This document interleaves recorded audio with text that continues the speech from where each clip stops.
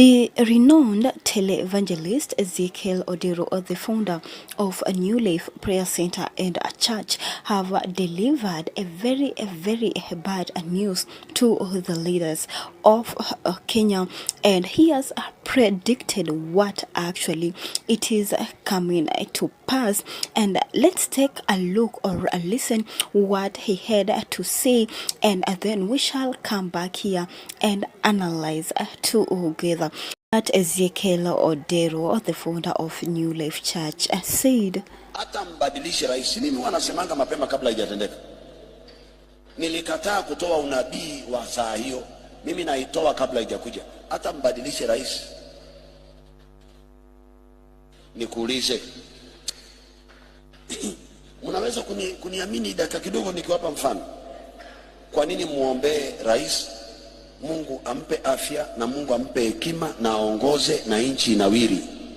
Nikuelezee, saa hii tuko na Azimio na Kenya Kwanza kwa serikali ngapi? Katibu ama cabinet secretary wa finance ni wa Azimio ama ni wa Kenya Kwanza? Wa Azimio. Amesema tuongeze tax kidogo, si ndio? Yes. Si yeye ndiye alisema hizo kodi zinanyanyasha raia? Tena akasema punda amechoka. Na akasema punda amechoka. Ezekieloderoonruto'sprophecy have urged all Kenyans to forget about removing President William Ruto as the president of Kenya, but they should consider praying for William Ruto for God to give him a good health and also wisdom to lead the country. This is coming after the coalition between Kenya Kwanza government and Azimio la Umoja coming up, and forming the broad-based government. And Ezekieloderoonruto'sprophecy have spilled the beans that actually these leaders, and he talked about the cabinet secretary of finance, that is John Mbadi. Right now he is in the government and he is speaking ill about Kenyans, and right now he is now in the side of the government and he is no longer in the side of the people. And Ezekieloderoonruto'sprophecy speaking about electing new leaders, they will just behave the same way President William Ruto have behaved. And these new leaders, that if Kenyans will elect new leaders, these new leaders they will just raise taxes, and there shall be corruption, there shall be unemployment, all of these issues that are in President William Ruto's government. It will be still in this new government that Gen Zs and also Kenyans at large, they want to elect a new leaders. And Ezekieloderoonruto'sprophecy told his congregation that what they need to do right now is to pray and fast in order God to remove President William Ruto by himself, and not in the will of the people, but by the will of the people. And what is Ezekieloderoonruto'sprophecy meaning by saying that? Actually telling his congregation that they should pray and fast in order for God to remove President William Ruto, or bad leaders in this country.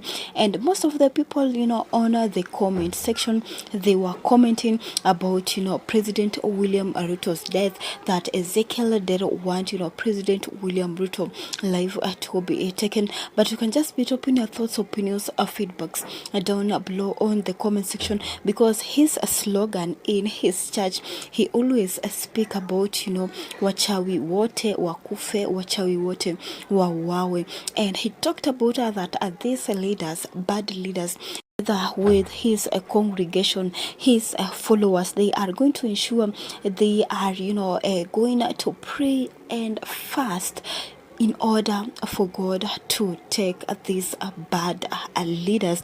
And if they are not bad leaders, they will still be alive. And that there isn't any need for Kenyans, to go on the streets, and protest and demonstrate against President William Ruto's government, but they should go on their knees, and ask God to give President William Ruto good health, to give President William Ruto wisdom to lead, the country. And if President William Ruto doesn't listen, to the will of God, they are hardly praying and fasting in order for God to take, their life.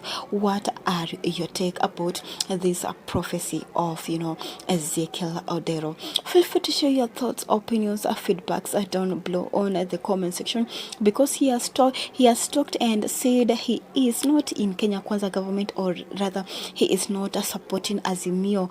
Yeye ni kiongozi wa Nisa, and he delivers a prophecy according to the way God have, shown him, in his dreams, or rather in his visions, and that Kenyans should, remove that mind of demonstrating and protesting against a Kenya Kwanza government, against President William Ruto, because these other leaders who are coming from Azimio, the likes of John Mbadi, the likes of Junet Mohammed, the likes of Ali Hassan Joho, right now they are supporting the government, and that not any leader, be it from Azimio or be it from Gen Z, the likes of Morara Kebaso, they will come, and deliver what actually Kenyans want, if they are not, being put in prayers and fast. What are your take about, this video of the shocking prophecy of Ezekiel Odero, the televangelist, the founder of a New Life Prayer Center and a church located in Mavueni, and that Kenyans need to go on their knees and pray for President William Ruto to give him good health and good wisdom to lead the country, and he doesn't with God's will. They are hardly praying hard and fasting hard in order for God to take these bad leaders, which is aligning with his slogan of they are always praying for all the witches in Kenya to die. And he has said that also they are praying for all bad leaders in Kenya, for how God to take their lives, because they are making the lives of Kenyans miserably. Corruption is increasing. There is high rate of unemployment, high rate of abduction, high rate of police brutality. So what are your take about Matiang'i coming in for presidency 2027? Because Odero have said, if you elect other leaders, even if it will be Matiang'i, him also, he will raise taxes. Him also, in his government there shall be corruption, there shall be abduction, there shall be sorts of evil things, and also he talked about Rigathi Gachagua, telling Kenyans that he had the idea, or he had warned President William Ruto of the Adani JKA deal, but he didn't speak while he was in the government. But by the time he was out of the government is the time that he was telling Kenyans, President William Ruto and him, they divorced because President William Ruto didn't like his moves, of opposing what he always proposed on the table. Share your thoughts, opinions, feedbacks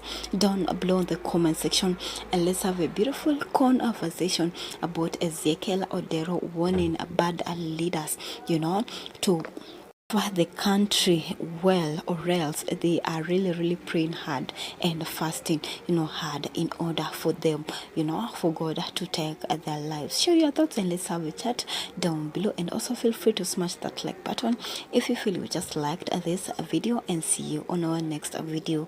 Bye bye.